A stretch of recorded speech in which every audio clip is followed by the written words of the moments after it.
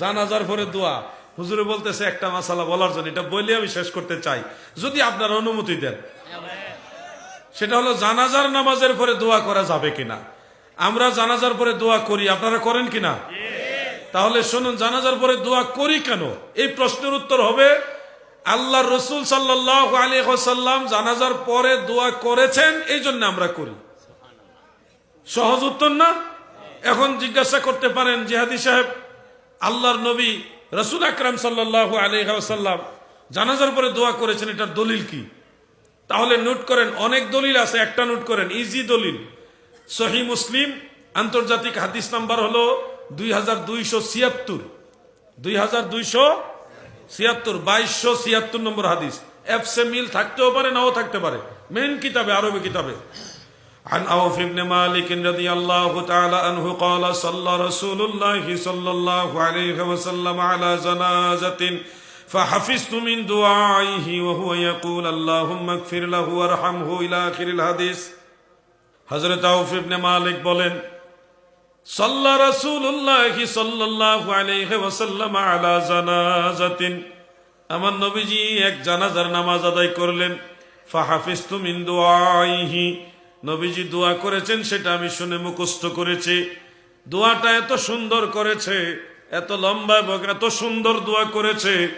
সাহাবী আউফ ইবনে মালিক বলেন, আমার মনে ঈর্ষা হলো, আহারে আমি যদি এই মৃত ব্যক্তি হইতাম আর আল্লাহর রাসূল আমার জন্য এইভাবে দোয়া করছেন, তাহলে কতই না ভালো হইতো।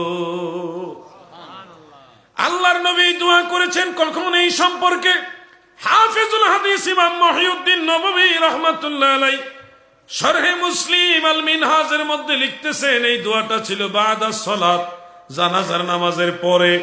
রাহমাতুল লিল আলামিন নবী জানাজার পরে দোয়া করেছেন, পিছন থেকে সাহাবী শুনে শুনে মুখস্থ করেছেন। জানাজার ভিতরের দোয়া তো আওয়াজ করে পড়ে না, যার কারণে পিছন থেকে শুনে মুখস্থ করার কোনো সুযোগ নাই। যেহেতু এই সাহাবী পিছন থেকে শুনে মুখস্থ করেছে, সেহেতু এটা জানাজার নামাজের ভিতরের দোয়া না, জানাজার পরের দোয়া। এই জন্য ইমাম নবী বলেছেন এই দোয়াটা ছিল বাদা সালাত, জানাজার নামাজের পরে। তিতাসের নবীর প্রেমিকারা গো, ছোট্ট করে একটা প্রশ্ন করি, কষ্ট করে উত্তর দিবেন। আল্লাহর নবী যেহেতু জানাজার পরে দোয়া করেছেন, সেহেতু জানাজার পরে দোয়া করা জায়েজ না না জায়েজ? জোরে বলেন, জায়েজ না না জায়েজ?